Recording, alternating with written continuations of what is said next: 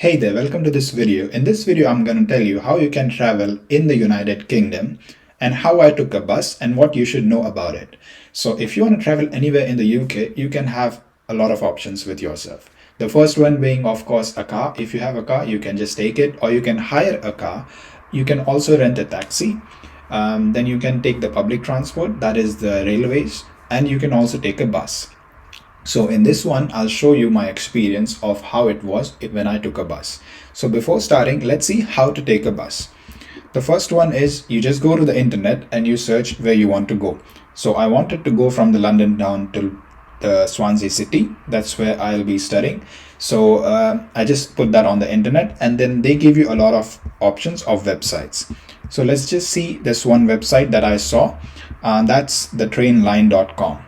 So once you go to the website, you will have to choose from two locations if your travel is one-way return or it's open return, and you have to choose the date, and you can also choose what time you want the transport to be leaving at. So if you have a specific time that you want to leave London at, you can choose it and it will shortlist those options for you. Then you can also choose if you have a rail card. Now in London, I think in the whole UK, they have something called as the rail card. So it's like a separate card that you can get for a fee. And if you have that card number, whenever you are booking anything with the railways, the price drops 1/3 to the original one. So let's say a trip costs £30, but you have a rail card, then you just have to pay £10 because you have a rail card, but you have to pay for the rail card separately. It's like an yearly or something like that subscription. But I recommend if you're a tourist here for a short stay, or if you're a new student, don't get the rail card as soon as you come here. The reason being, you won't be using railways as often as you might think, because they are usually for traveling intercities or something like that. For the normal transport, you can just use buses or the tube, and the rail card does not give you discount in that. So once you are sure that you are going to travel to some place on daily basis through the railways, then you can take the rail card and use the discount. But for normal travels, just ignore it and just see the normal price. So once you go to the website, you have various options. The first one is the train, and the second one is the coach. If you take a train, it's usually faster because it's a train. It doesn't have a lot of stops, and in my experience, it's a bit more expensive. I'm not sure how the luggage situation is in the train. So because it was more expensive and I was not sure about the luggage and I had a lot of luggage, I chose the bus. So if you're a tourist here who has some luggage, I think a bus would be a better option because you know for sure how it goes. Or if someone has a better experience, do write in the comment. But yeah, if you want to travel a bit in comfort or something like that, and you just prefer the railways, then this one. So the railway has two options, standard and first class. It's just about a bit of luxury or something, and they will have options. And then if you choose on the coach, then it will give you the options for coach. So usually you will get an option for coach here. Why I wanted to show this website is that you go to this website and then you have an option for train and coach, and you can see what companies are the trains of or the coaches of, because you have different companies in coach. Like you have National Express, you have FlixBus, and I'm not sure if there are more, but yeah, these are the two that I saw. National Express is quite big. So if you see like 10 buses, I think 8 or 9 would be of National Express, and then 1 or 2 would be FlixBus. But yeah, but let's skip this one because the website is not loading for now. So once you see a bus at the website of any website like Google or this trainline.com or anything, you then go to that website's official address. In this case, I chose FlixBus. So I went to the FlixBus official address, and then you have something like this. You can choose from and to, and departure time, the departure date, and how many people. Once you choose, let's say search, you will get an option like this. So once you get the option, then you have a lot of variants. It has maybe a transfer or it does not have a transfer. For example, if you see here, the first few buses have a transfer. So you need to get in, let's say in London, and then get down at a stop and then get into another bus. That same bus won't take you to the destination you want to go. So I think, in my opinion, if you're a tourist or a student, avoid them. And then you have direct buses. I chose a direct bus. So when you see them, it, let's say, takes you from London Victoria Coach Station to your place where you want to go. In my case, it was Swansea University. So when you see something like that, you just select them and you press continue. Once you press continue, as you can see, then it comes to your first name, last name. So you just put all your details that you think you should put, and then you have an option to choose the seats. The first seats are the panoramic seats, so you get a view of the side window and the front window, and you do sit a bit higher, so you don't actually get to see the road in front extremely clearly, and if it's raining, then you're not going to see anything much. You're not going to see much, but still, I mean, it's better than sitting at the back. So you can just select these seats, but they are a bit more pricey. Then you can choose the few seats behind the first few seats. You can choose the first few seats, like row 2, 3, 5, 7, something like that.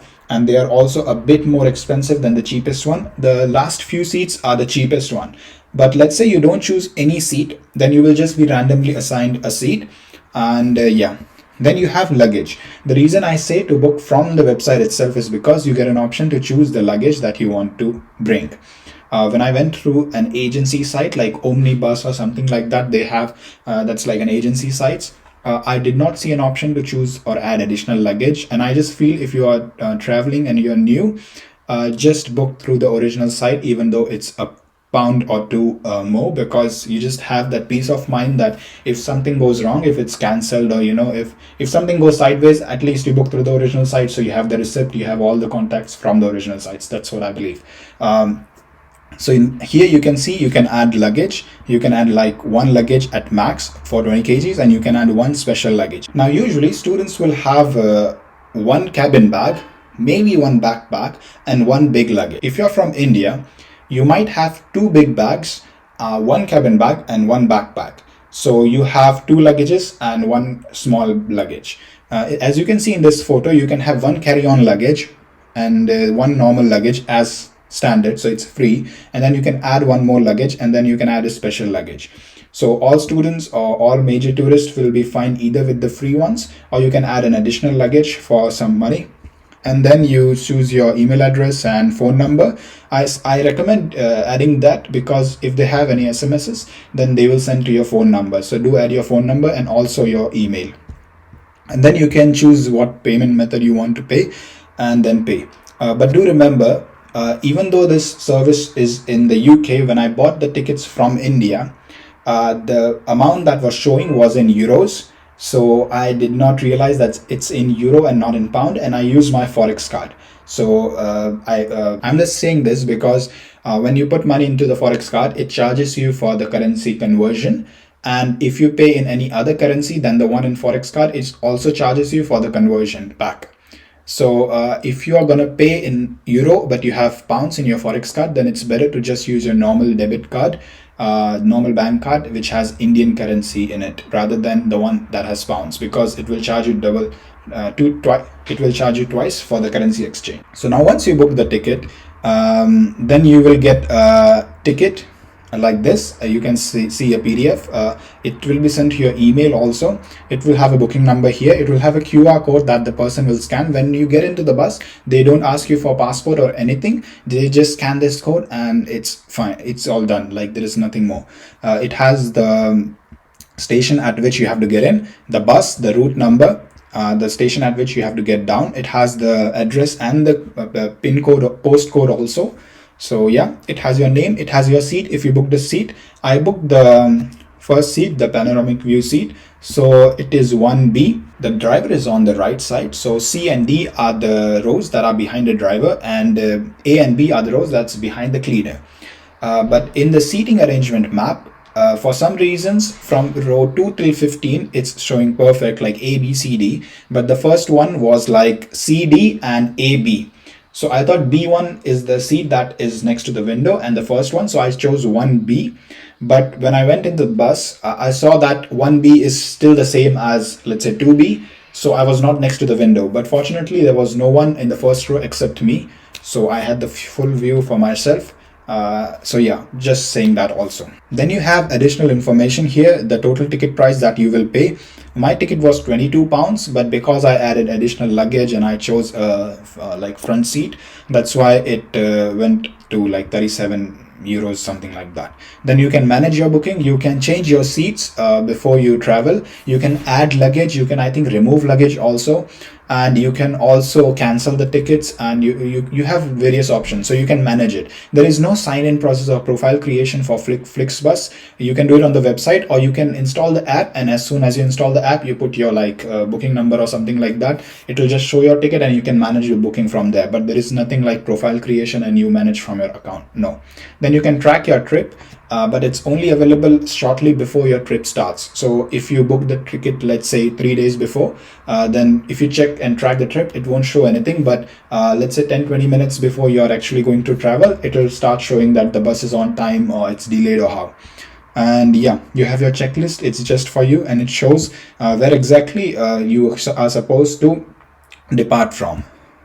Then once your ticket starts, once your trip starts, or shortly before your trip starts, they will send you a message what station you will be arriving at. They will share the Google Maps location of that particular station, and they will also share a real-time information itinerary link. So you can share this link to your family members or your partner or something like that, so they can track your trip, and it will just be easier for them to know where you are. Now, as you can see, this is actually my ticket. Like if you click the link that I just showed, it takes you to the live itinerary. But once your trip has ended, it will take you to the past itinerary that was there. So my bus was supposed to leave at 15. It left at 15:02. That's fine. And then it reached like 10 or 9 minutes earlier than expected. And then as you can see, this is the itinerary. We left from London. Then from London till Bristol, there is no stop whatsoever. Then they had one stop at Bristol. Then they had one stop at Newport. Then one at Cardiff. One at Brigden. I don't know how to pronounce that. I'll learn maybe. And then one at the Swansea University Bay campus. So my university has two campuses, one at Bay and one at Singleton. So this one, Bay campus, is in the way. So they first stop at Bay campus because some students might want to stay on campus at Bay. So they have a stop. But my specific bus stopped at all the stops except this one because there was no one getting down at this stop. So they don't stop at the stops where there is no person going to move down of the bus. And then the last stop is Swansea City bus station. So before going to that, I want to share from where exactly this bus departs. So London, I think, may have more than one bus station, but I'm not really sure. But every bus that I saw was departing from this station, that is Victoria Coach Station. As you can see on the map, Victoria Coach Station is actually a railway station. Victoria Station is actually a railway station, as you can see. So this is the Victoria railway station. If you take any metro or bus or anything, it will take you till Victoria Station. I'll show in the video later on how does it look from inside, but you enter from here in the Victoria Station. Once you're inside, or if you take a metro, then you're already inside. No, sorry, even if you take a metro, then also you have to enter inside the railway station. It's outside the station. But once you enter inside the station, you have to walk all the way inside the station, or you can walk from outside till here on this road, that is A3214, and then you have to keep walking straight and go till Victoria Coach Station. It's quite a bit of walk. So if you're taking a taxi, remember to put Victoria Coach Station, not Victoria Station, because Victoria Station is a railway station, and from there till Victoria Coach Station, if you have luggage, it's quite a bit of walk, and it's uphill and downhill. So it's not a straight road that you can just comfortably take your suitcases. So yeah, once you reach Victoria Coach Station, it's like there is this big board and you just enter. Once you enter, they have divided the gates on left and right. So few gates are on the right side once you enter, and few gates are on the left one. Mine was on the left side. They do have cafes and I think toilets inside this bus station, so it's quite convenient. And mine was gate number 18. They have up to gate 20 or 22 here. So I had to walk all the way here and then go till I think somewhere over here or something, or maybe here, I think. Yeah, I went all the way here and then I went here, and then here they have like bus parkings, and then I waited here. And then this is the departing station. I just explained in detail, so once you're there, you can see the map and you can exactly navigate yourself. And then if you're specifically watching this and you're going to come Swansea, then understand that all the buses, if you take the Bay campus route, if you're going to get down to the Bay campus, it will take you to the university directly. But if you take the normal bus station, there is only one bus station in Swansea, and it's this one. So this is the address and pin code and everything. And the bus will come and it will park somewhere over here. So it parked here, and then as you see, right here you have this small circle. This is actually a taxi stand. So same as London, and I think in every city in the UK, you have these places where taxi usually come. These are like the black cabs, but not the same as London, because the London has the iconic ones. So if you don't have a taxi app, or your battery is dead or something like that, you can just wait here and expect a taxi to come. But if you have Uber or something, which is recommended, use that one. Or else if your accommodation is just on walking distance, you can just walk. But mine was not on walking distance, so I had to take an Uber. And yeah, you just stand here and then take an Uber or maybe call a taxi. Let's get into the clip of my experience now. I just wanted to share some important information before, so you have a clear understanding. If you're a student and if you don't know anyone, you can still navigate in this country. So this is basically me. This is my accommodation. I shared about it in the previous video. I'll share the link of that also. It's a hostel. It was fine. And this is the street. And then if you go, like I checked out around 10:30, and I was talking to one of my friends inside there. So I came out of the hostel around like 11. And then if you go on the right side, there is a bus stop right at the corner, and I had all my luggages, and I took a bus from here to go to the railway station. Basically bus station, railway station, the same thing. I had to change two buses. So I had to take one from this stop and then get down at another stop. And then at that same stop, another bus was going to come. But because it was New Year, they diverted the buses. So they were not following the normal routes, and I'm unfamiliar with London. So I had to like travel quite a lot, and it was raining heavily, like extremely heavily. So yeah, but I somehow managed to take the bus. I somehow managed to like reach at the railway station. I had to change the bus and then walk a bit and then take the metro, because that was the only option available. Even the taxis were not working. The reason being, London had blocked some of the zones in which you cannot even walk, you cannot take taxi, or you cannot, they had parades or something like that. So the only way was to take a metro. And do remember guys, the metro is underground. Metro or the tube, it's underground. Okay, before saying that, let me just show you that this is the railway station. So, and this is me, of course. So in this railway station, as soon as you enter, as you can see, this is the view of the railway station. I entered from the right side, as you can see from this video, and then I had to like they have every shop in this like station, food shop or toilets or stuff like that. And then I had to go walk like, so I entered inside, then I walk right, and then I walk left. Or you can ask a guard, you can see these signs on boards, and if you see them, then they will take you to the bus stop anyways, if you want to travel from inside, or you can take the road. Yeah, and as you see in front, the crosses that you saw, those are the I think those are the tracks or something. So if you're taking a train, you go to that place. Now this is me outside the bus stop. So once I reached the bus stop, I saw that it's written Victoria Court Station, what I was explaining you on the map. And then this is the entrance. This is the main entrance. So you just go inside. And as you're seeing, okay. Now, yeah. So as the building you see in front that has the one that you see in front, that's the bus stop. Like, that's not the bus stop, sorry, that's the railway station. So you come from behind, like the railway station behind it. So you come from there and then you enter. This is, as soon as you enter, you will see this board which has written departures, and it has all the information of all the buses that are going to depart from this station.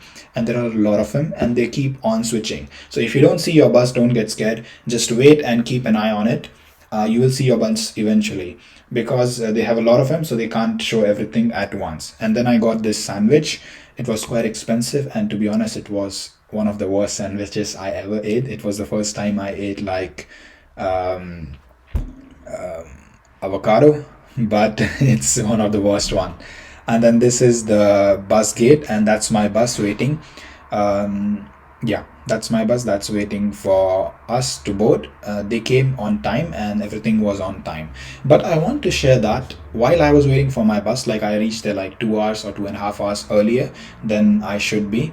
I saw that before me there were two buses. One was both of them were National Express. So the first one came on time and departed on time, but the second one was delayed. So the passengers had to wait like an hour or something because the bus was delayed and it was full. So they had to, manage in some different bus. But National Express did manage a bus for them. Now, as soon as I went there, the bus driver told me that I have to keep my luggages in the luggage compartment, and I can only take my backpack because, as you saw, there is very less space in the overhead storage in the bus. So a small cabin suitcase won't fit there. The only things that will fit is a very small backpack. Even if it's too big, it won't fit there. So I had to take out my jacket out of my backpack and keep it on my seat. But yeah, so I kept my two big luggages inside the luggage compartment and even one cabin bag. The bus driver or the cleaner will do it for you. So you just give them the luggage and you keep it safely, but you do like keep it locked and stuff. And this was the bus that I showed you. It has lights, it has like USB ports and plugs for charging, and this is the view. So as I was saying about the avocado one, I've never eaten an avocado. I've never eaten an avocado, and this was the first time that I ate one.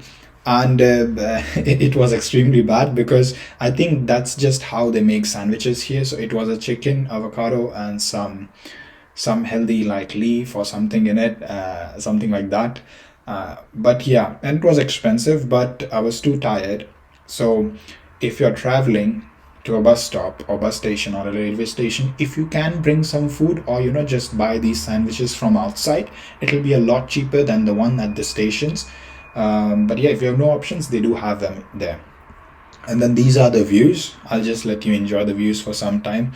But yeah, also I want to share that the bus driver was changed in between. The first bus driver was extremely jolly and he was like kind and he was very nice. So I had no problems whatsoever with him. And yeah, he treated everyone nicely and he was driving nicely. Also, I want to share that the buses have a maximum speed limit of 100 kilometer per hour, and once they came out of traffic from the city, the drivers were driving them at 100 kilometer per hour, but the buses were quite comfortable. Like there was not much movement or I didn't feel scared or anything. Like it was comfortable, so they do drive constantly at 100 even though if there is a curve or turn or anything, because they can, like the roads are like that. But yeah, that's the speed they drive at.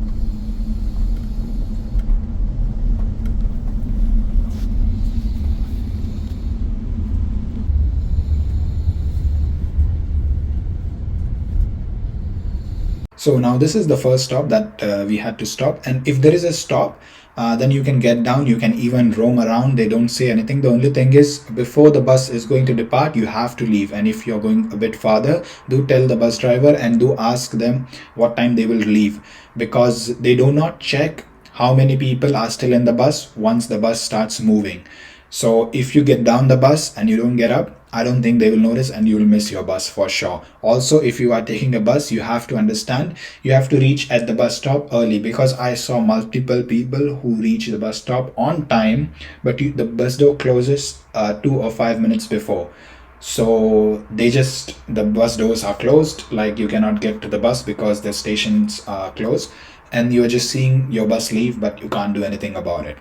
So you have to take note of that also. But yeah, if there is a stop, you can just get down, get some fresh air, or yeah, something like that.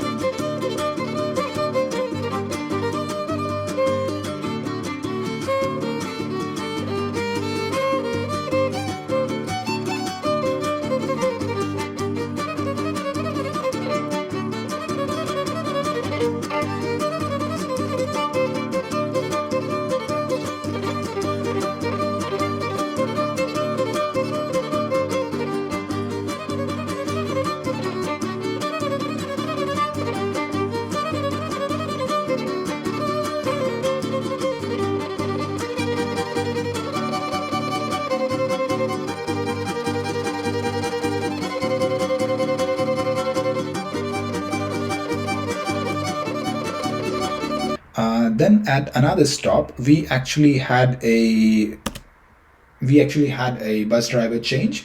So then we got a second bus driver. This bus driver, I think his shift ended. This bus driver was also good. He drive nicely, but he was just a bit, like okay-ish, because there was a guy on the first seat. His seat was not that one. His bus was not even that one. He was supposed to get into another bus.